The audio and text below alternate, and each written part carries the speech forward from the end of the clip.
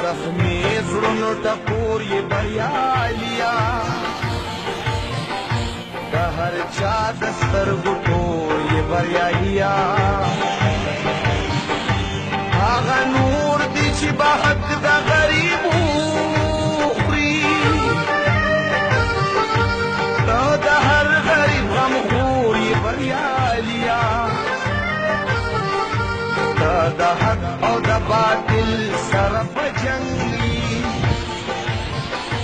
ته ولاړ په داسې اور یې بریالیا حوصلې دې دي د غرونو نه اوچاتي تا د سیند د چپو شور یې بریالیا د پردي بچي سینې پورې راجوړ کړي ای ظلمو لږ را بیدار شئ ای ظلمو لږ را بیدار شئ بیداري درله پکار ده هسې نه چې خوار وزار شئ بس خواري درله پکار ده عزتمندو کتونکو سلامونه نیکې هیلې او فرزونې مې ومنئ یو ځل بیا تبسم مومن ستاسو په خدمت کې حاضر دی د پیژنګلو پروګرام سره عزتمندو کتونکو د ډېرو هغو ملګرو خواهش پوره شو چا چې به ماته میسیجونه کول چا چې به ماته کارونه کول چې تاسو یو نوجوان مشر او هغه هغسې مشر دی چا چې د دې ځان له د مومندو دپاره نه د ټولو قبایلو دپاره یو نه هېرېدونکی خدمت کړی دی عزتمندو کتونکو نن را سره هغوی موجود دي د هغوی په هر پهلو باندې به خبرې کوو ارشاد صافي صاحب راسره موجود دی څوک چې د یو په کم عمر کې د یو لوی حوصلې والا خاوند دی چا چې په کم عمر کې د یو لوی سوچ والا خاوند دی ډېر لوی کار یې کړی دی د ملک دپاره یې کړی دی د قوم دپاره یې کړی دی خصوصا د قبایلو دپاره یې کړی دی عزتمندو کتونکو هغه شاه زلمی را سره موجود دی په پیژنګلو پروګرام کې نن موږ سره هغه میلمه دی د هغه په باره کې د هغه د زندګۍ په باره کې چې په مختصر وخت کې د دې ملک دپاره د دې قبایلو دپاره ډېر غټ کار کړی دی زه به لږ مختصر تعارف د هغوی تاسو سره د هغوی د پیژنګلو نه مخکې وکړم چې هغوی لومبی قدم چې کوم واغېسته په ټولو قبایلو کې د مومن بچي واغېسته چې هغه اسلام آباد ته راللې د خپل حق د غوښتو دپاره او هغه حق غوښتلو دپاره هغه جنګ یې وګاټه دویم چې کوم سیاسي مشران و هغوی سره کېناسته او د خپل حق د غوښتو دپاره یې ځان سره راوچت کړله او هغه خپله خبره چې کومه وه کوم چې د انضمام خبره وه هغه یې وکړله او هغه خپله وعده او هغه خپله دغه یې سرته ورسوله عزتمندو کتونکو بلا تاخیره راځم د هغوی طرف ته چې هغوی موږ سره خپل لنډ او مختصر تعارف شامل کړي پیژنګلو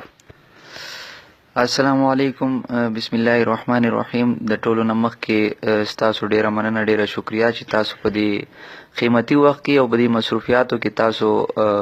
زموږ د ډیرې ته رالې تاسو دې الله همدغسې آباد او خوشحاله لري زما نوم ارشاد خان صافي دی او تعلق مې د تحصیل صافي مومند جنسۍ قلاګۍ سره دی د ټولو نه مخکې تاسو چې د دې پروګرام په سټارټینګ کې کومه موضوع وچېړله او کوم پوینټ آوټ هم کو کوم ټاپک هم پوینټ آوټ کو زه به په هغې باندې خبره کوم دوه نیم کاله وشو په اسلام آباد کې د خپل حق د خپل مستقبل لپاره د قام سره موږ کشرانو یوه وعده کړې وه او په هغه وعده کې موږ سټرګل او محنت وکړو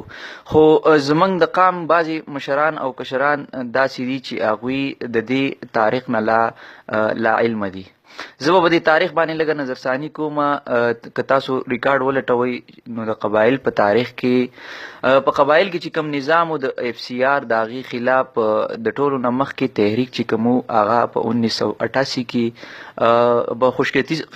خوشقسمتي زموږ دا ده چې هغه هم د تحصیل صافي نه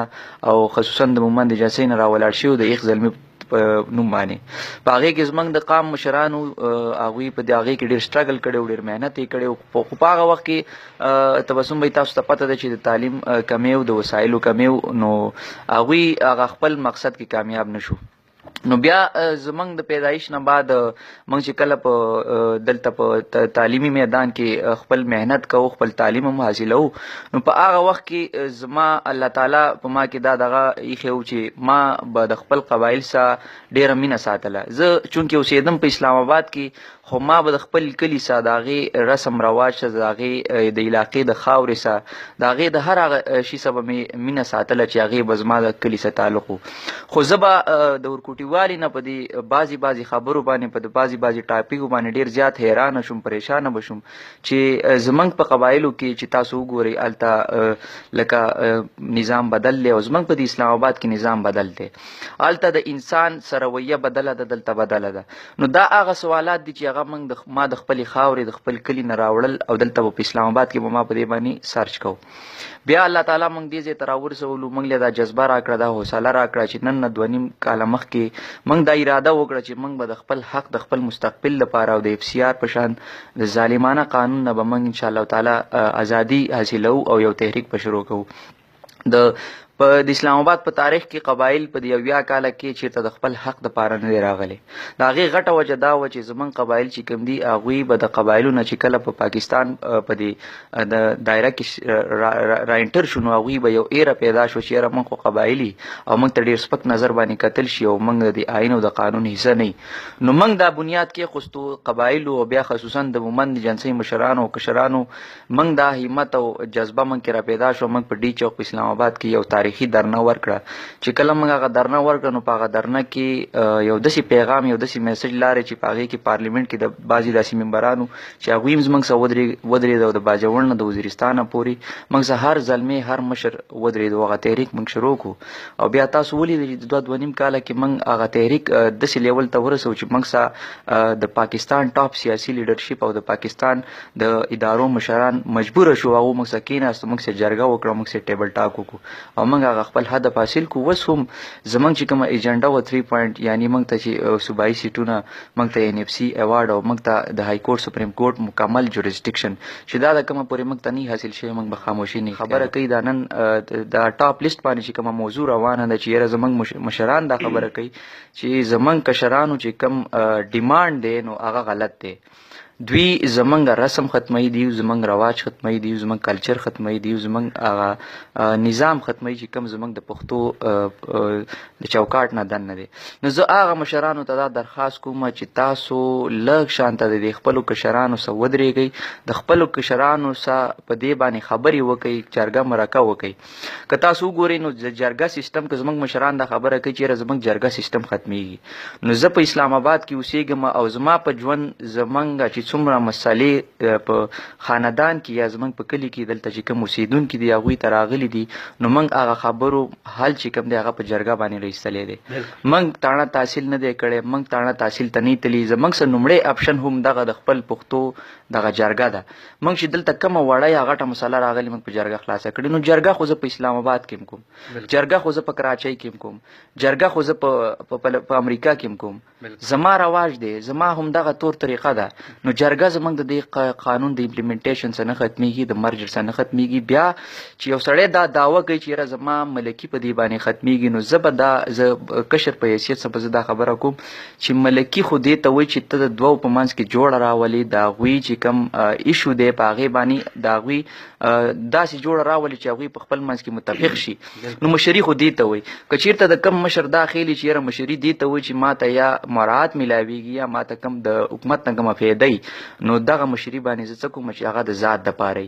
ملکي ستا په پنجاب کې هم شته دی ملکي ستا په کراچۍ کې هم شته دی ملکي ستا چې ته په کم ملک کې اوسېږي او په هغه ځای کې ستا سره د خپل علاقې خلک اوسېږي نو هغه تا ته ملک ویلی شي خو ملک د ته په دې حیثیت ویلی شي چې ته د هغوی په منځ کې چې کوم مشکل پریشاني راشي د هغوی په منځ کې کښېنه او د هغوی دا مسله حل کړي ملکي دې ته وایي زما په نظر کې دا ملکي ده او که چېرته دا ملکي چې یاره دا مرات او دا کومه ماجب موږ ته میلاویږي ملکانو ته مشرانو ته هغه ختمیږي نو زه دغه ملکۍ ختمولو ته بالکل تیار یم او دغه ملکي زموږ نه ته بېله صوبه راکوئ زه هغې ته هم تیار یم موږ هغې ته هم تیار کشران موږ هغوی ته دا وایو چې تاسو رامخکې ته شئ که چېرته دا پاسیبلي چې بیله صوبه سازیدې شي د باجوړ نه د وزیرستانه پورې د قبایلو چې کومه نقشه ده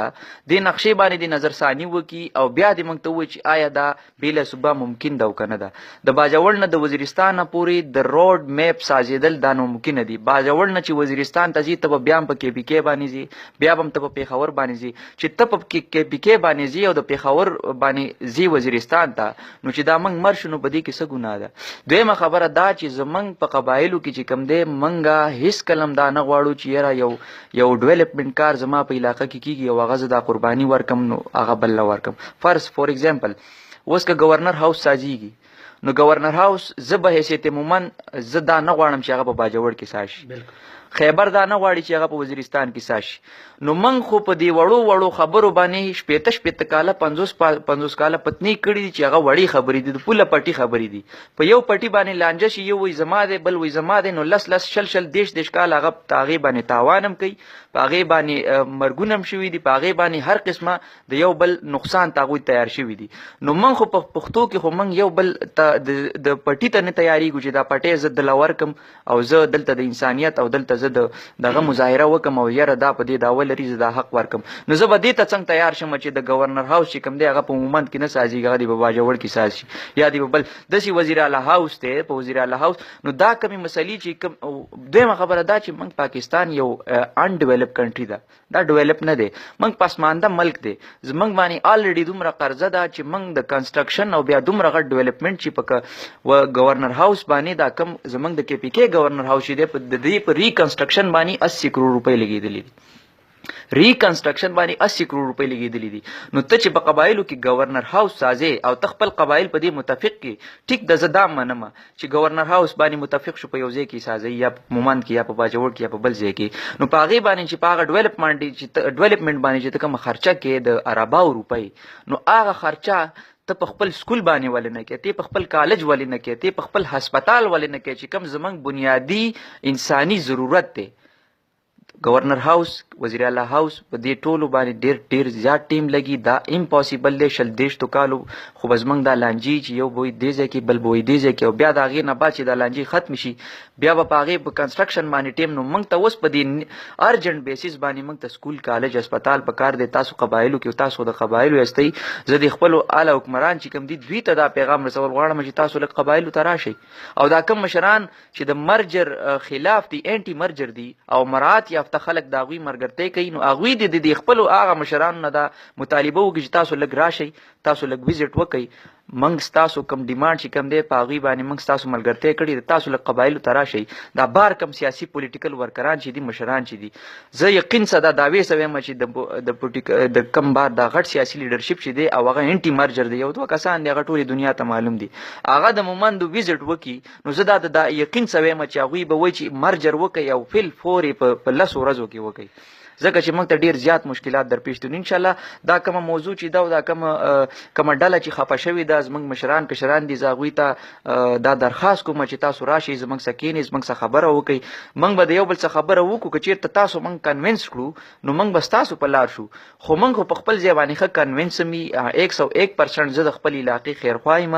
زما هغلته جایداد هم شته دی زما هغلته مشران هم شته دی زما خاندان زما قبیله هم شته دی زه دا نه غواړم چې په هغې باندې سخته راشي او د هغوی دپاره زه یو داسې لار وټاکم چې په هغې باندې هغوی ته راتلونکي وخت کې مشکلات صفي صاحب بعضې سوالونه د هغوی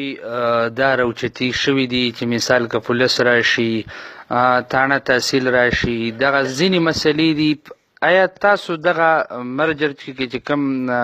قوانین دي کمې فیصلې شوي دي که په هغې باندې لږه مختصر رڼا واچولله نو دا وخته مینوال هم ګوري دا وخته مشران هم ګوري نو د هغوی هغه کنسپټ به کلیر شي د هغوی هغه ذهن به کلیر شي په دغې راته مختصر رڼا واچول د ټولو نه مخکې خو به زه دا ووایم چې دا کم خلک د پولیس خبره کوي چې دا د پولیس نظام چې رالی دا زموږ دپاره ښه نه دی نو هغې کې ما داسې بعضې ډېر مشران لیدلي چې هغه خپله په پېښور کې په اسلام آباد کې اوسېږي د خپله که چېرته څوک وله یو غلط مسکال ورکړي یو رانګ مسکال وله راشي نو تانۍ ته لاړ شي راپورټ جمع کړي چې ماله دا مسکال راغلی دا نمبر د چا دی ان نمبر هغه خلک د دې پولیس نظام خبره کوي دویمه خبره زمنګ په فاټ اصلاحاتو کې چې کم خبرې منشن شوي دي په هغې باندې زمنګ د دې مشرانو نظرثاني نشته دی. هغوی د لږ د فاټ اصلاحاتو چې کم لیست دی کمې نکات دي په هغې د نظرثاني وکړي. زمنګ د ټولو نه لومړی ډیمانډ لکه د پولیس خبره چې راشي زمنګ دا ډیمانډ دی چې لیویز او حسدار دا به کنورټ کیږي په پولیس کې.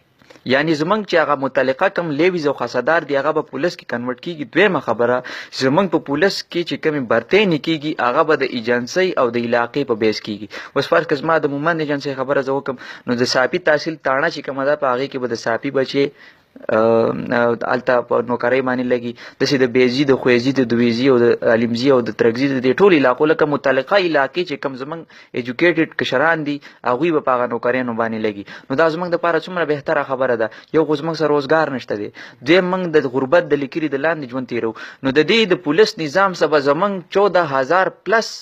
امپلایمنٹ چې کوم دی دا به انکریز شي. یعنی موږ ته به 14,000 نوکریانې میلاوي شي او هغه نوکریانې به خصوصا د قبایلي ځوانانو ته او د قبایلي اوسیدونکو ته او د هغه ځي خلکو ته به میلاوي کی. دا بل یو سیاسي زموږ ورکر دی هغه دا خبره وکړه چې یاره د 400 او د مردان او د بل ځای خلک به راځي او په ما باندې به په پولیس نظام کې مسلط کیږي. نو دا خبره بالکل غلطه ده. دا خبره د دې بالکل جواز نشته دی. هغه د ما سکینی په پاټ اصلاحاتو کې موږ دا منشن کړی ده چې زموږ د قبایلي متعلقه خلک چې کوم دی هغه په پولیس کې برتی کیږي. هغه په